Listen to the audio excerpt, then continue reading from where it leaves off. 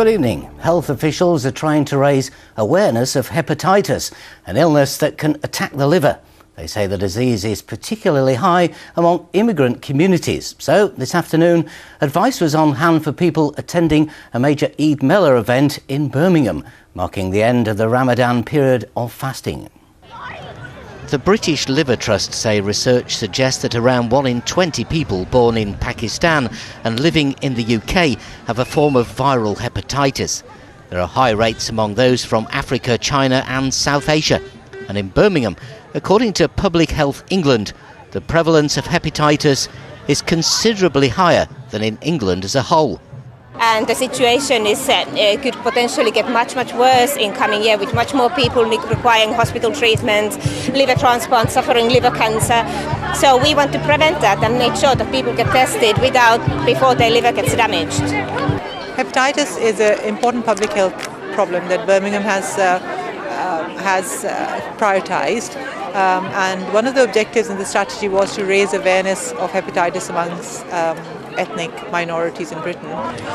The problem here in Birmingham is huge. We're actually here at the Birmingham Mellah today, being held at Cannon Hill Park, is that we are randomly approaching people and saying, we have this information, we've got the information, would you like to take it away? But we are also offering free testing. It's a mouth swab, it's an antibody test, and it could help save your life basically.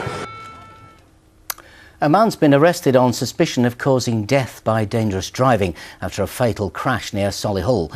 Two cars collided at the junction of Bills Lane and Langham Road in Shirley shortly after 2:30 this afternoon. One man died at the scene and a small child was taken to hospital with serious injuries. A 19-year-old man is in police custody. Researchers have shed new light on King Richard III's lifestyle by analysing his bones. The King's skeleton was found under a council car park in Leicester in 2012. Experts at the British Geological Survey in Nottinghamshire have uncovered clues about his diet and where he lived. They found that when he was crowned king, he drank around 1 litre of wine every day. It's a difference in the chemical composition of his bones. So we look at carbon and nitrogen and small changes in those elements, and they will change depending on the type of food you're eating. We think when he became king, his diet became very rich in high quality, high status foods. So we think it indicates a real life of luxury. Well, football now, and last season was Stoke's best ever in the Premier League, while Aston Villa were involved in another relegation battle. But Villa have started better this time round as they picked up 3 points at the Britannia Stadium. Joe Lobo reports. Last season was one to forget for Aston Villa, but they were nearly gifted a perfect start to this one by Stoke. Gabby Agbonlahor failed to capitalise on a mix-up at the back. Stoke soon responded, Phil Barsley's curling shot smartly saved by Brad Guzan. But in the second half, Andreas Weiman's shot was too powerful for Azimir Begovic, his goal giving Villa an important 3 points. Alan Irvine's reign as West Brom manager didn't get off to the best of starts, Lee Cattermole's long-range effort giving Sunderland an early lead. But the home side fought back, Saido Berahino converting from the spot after a foul on Victor Nicheby. Berahino looked to have snatched the winner for West Brom with this volley, but Seb Larsson's finish meant both sides would share the points. In the Championship, Birmingham City picked up their first 3 points of the season against Brighton. Wes Thomas's second half header giving Birmingham a first home win since October. Wolves were hoping to build on their opening day victory. They had their chances against Rotherham, Bakary Sakho denied twice by Adam Collin. The away side then conceded in rather unusual fashion, Rotherham's Ryan Hall blocking Dave Edwards' attempted clearance into the net. It proved to be the winner as Wolves were handed their first defeat of the season. Well, time now for a look at the weather, and here's Helen Plint.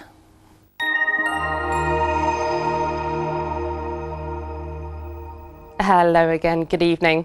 Well, those earlier grey skies and showers did quickly move off, leaving behind a pretty decent day today, really. And that's a sign of how things are going to come over the next few days. We've got a smattering of showers, but also plenty of sunshine and bright skies too. Feeling noticeably cooler, though, than it has been of late. So overnight tonight, we start with a pretty much a north-south divide, really. Up in the north, that's where those clouds might be thick enough to bring with them the odd shower. Further south, clearer skies though, which sets us up for yet another mixed bag tomorrow. You can see plenty of bright sunny spells with a strong wind at first, but that eases through the day. So by the afternoon, some slightly milder feeling temperatures and less of a breeze, but still struggling a little bit. And some of those showers, particularly in the south and the east, will be on the heavy side tomorrow afternoon. But plenty of bright sunny spells in between, and it's a similar picture through the rest of the week.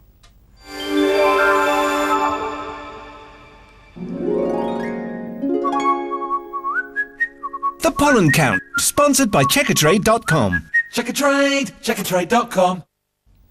Well, of course, with that wet and windier weather coming our way, that does keep our pollen levels very low over the next few days. But in any brighter breaks, that's when we might see those fungal spores and weed pollen reaching moderate levels.